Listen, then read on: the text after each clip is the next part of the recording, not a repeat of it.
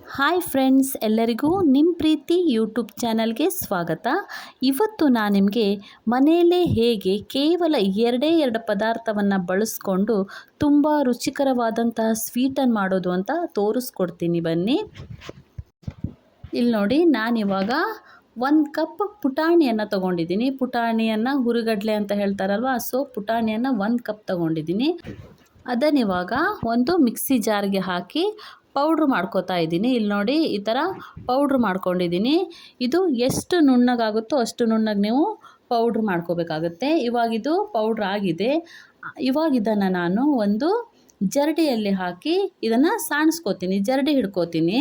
ಯಾಕಂದರೆ ಇದರಲ್ಲಿ ಸ್ವಲ್ಪನೂ ಗಟ್ಟಿದು ಪುಟಾಣಿ ಕಾಳಾಗಲಿ ಸಣ್ಣ ಸಣ್ಣ ಪುಡಿ ಆಗಲಿ ಏನೂ ಸಿಗಬಾರ್ದು. ಫುಲ್ ನುಣ್ಣಗೆ ಪೌಡ್ರ್ ಥರನೇ ಆಗಿರಬೇಕು. ಸೊ ಅದಕ್ಕೋಸ್ಕರ ನಾನು ಇದನ್ನು ಜರಡಿ ಹಿಡ್ಕೋತಾ ಇದ್ದೀನಿ. ಇಲ್ಲಿ ನೋಡಿ, ಇವಾಗ ಜರಡಿ ಹಿಡ್ಕೊತಿದ್ದೀನಿ. ಇದ್ರ ಮೇಲ್ಗಡೆ ನಿಮಗೆ ಕಾಣಿಸ್ತಿದೆ ಅಲ್ವಾ, ಇದ್ರ ಮೇಲ್ಗಡೆ ಚಿಕ್ಕ ಚಿಕ್ಕ ಪೀಸು ಪುಟಾಣಿ ಪೀಸು ಬಂದಿದೆ. ಇಲ್ಲಿ ನೋಡಿ, ಈ ಥರ ಇದೆ. ಇದಿಷ್ಟು ವೇಸ್ಟ್ ಪೀಸು. ಸೊ ಇದನ್ನು ಇವಾಗ ನಾನು ತೆಗಿತೀನಿ. ಇವಾಗ ಇದು ರೆಡಿಯಾಗಿದೆ, ಪೌಡ್ರು ರೆಡಿಯಾಗಿದೆ. ಇವಾಗ ಇದನ್ನು ಒಂದು ಕಡೆ ಎತ್ತಿಟ್ಟು ನಾನು ಯಾವ ಕಪ್ಪಲ್ಲಿ ಪುಟಾಣಿಯನ್ನು ತೊಗೊಂಡಿದ್ದೀನೋ ಅದೇ ಕಪ್ಪಲ್ಲಿ 1 ಕಪ್ ಸಕ್ಕರೆಯನ್ನು ತೊಗೊಂಡಿದ್ದೀನಿ. ಸಕ್ಕರೆಯನ್ನು ಸಹ ಪುಟಾಣಿ ಮಿಕ್ಸಿ ಮಾಡಿದ್ನಲ್ವಾ ಅದೇ ಜಾರಿಗೆ ಹಾಕಿ ಅದ್ರ ಜೊತೆಗೆ ಒಂದು ಏಲಕ್ಕಿಯನ್ನು ಫ್ಲೇವರ್ಗೋಸ್ಕರ ಒಂದು ಏಲಕ್ಕಿಯನ್ನು ಸಿಪ್ಪೆ ತೆಗೆದು ಹಾಕ್ತಾಯಿದ್ದೀನಿ. ಇವಾಗ ಇದನ್ನು ಸಹ ಪೌಡ್ರ್ ಮಾಡ್ಕೊಂಬರ್ಬೇಕಾಗುತ್ತೆ.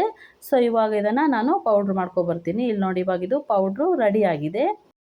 ಇವಾಗ ಈ ಪೌಡ್ರ್ ಆಗಿರುವಂಥ ಸಕ್ಕರೆಯನ್ನು ನಾನು ಒಂದು ಬೌಲ್ಗೆ ಹಾಕಿದ್ದೀನಿ. ಇವಾಗ ಇದಕ್ಕೆ ನಾನು 1 ಕಪ್ ಹಾಲನ್ನು ತೊಗೊಂಡಿದ್ದೀನಿ.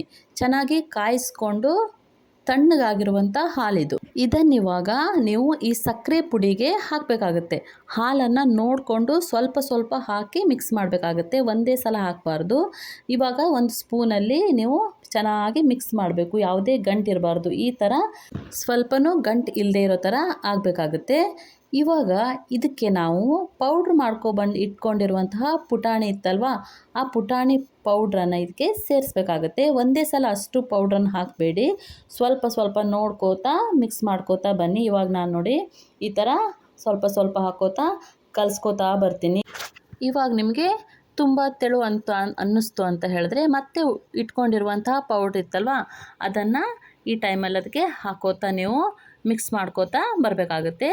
ಇಲ್ಲಿ ನೋಡಿ, ನಾನಿವಾಗ ಉಳಿದಿರುವಂತಹ ಪೌಡ್ರನ್ನು ಹಾಕ್ಕೊಂಡು ಇವಾಗ ಕೈಯಲ್ಲಿ ನಾನು ಇದನ್ನು ಚೆನ್ನಾಗಿ ಕಲಿಸ್ಕೋತಾ ಬರ್ತೀನಿ.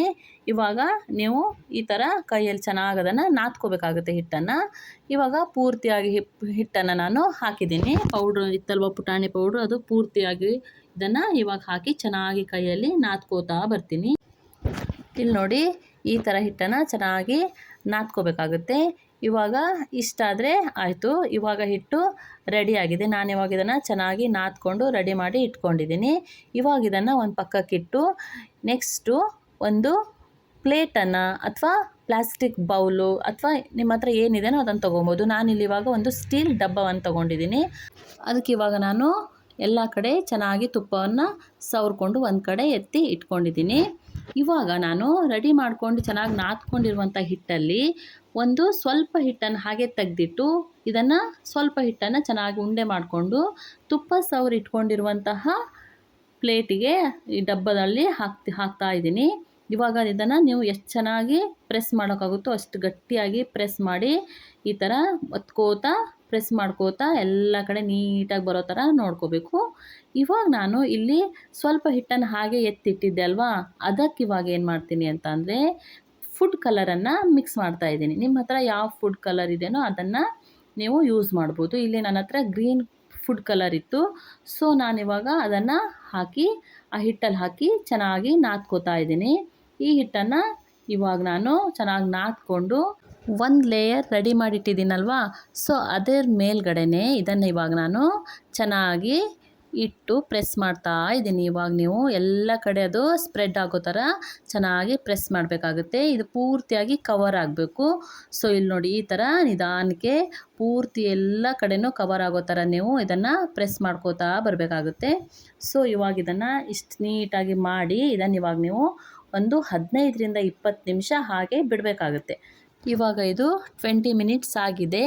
ಇವಾಗ ನೋಡಿ, ನಾನಿಲ್ಲಿ ಒಂದು ಚಾಕು ತೊಗೊಂಡು ಸೈಡೆಲ್ಲ ನೀಟಾಗಿ ಬಿಡಿಸ್ಕೊಂಡು ಒಂದು ಪ್ಲೇಟ್ಗೆ ಇದನ್ನು ಹಾಕಿಬಿಟ್ಟು ಇದನ್ನು ಸ್ವಲ್ಪ ಈ ಥರ ನೀವು ಅದ್ರ ಮೇಲ್ಗಡೆ ಒತ್ತಿದ್ರೆ ಸಾಕು. ಎಷ್ಟು ಚೆನ್ನಾಗಿರುವಂಥ ಸ್ವೀಟ್ ಬಂದಿದೆ. ಇವಾಗ ಇದನ್ನು ನೀವು ನಿಮ್ಗೆ ಯಾವ ಶೇಪಲ್ಲಿ ಬೇಕೋ ಆ ಶೇಪಲ್ಲಿ ನೀವು ಕಟ್ ಮಾಡ್ಕೋಬೋದಾಗುತ್ತೆ. ಇಲ್ಲಿ ನೋಡಿ ಎಷ್ಟು ಕಟ್ ಮಾಡೋದಕ್ಕೆ ಎಷ್ಟು ಈಸಿಯಾಗಿ ಬರ್ತಾ ಇದೆ ಅಂತ ಹೇಳಿ, ಎಷ್ಟು ಚೆನ್ನಾಗಿ ಕಟ್ ಆಗ್ತಾ ಇದೆ ಅಂತ ಹೇಳಿ.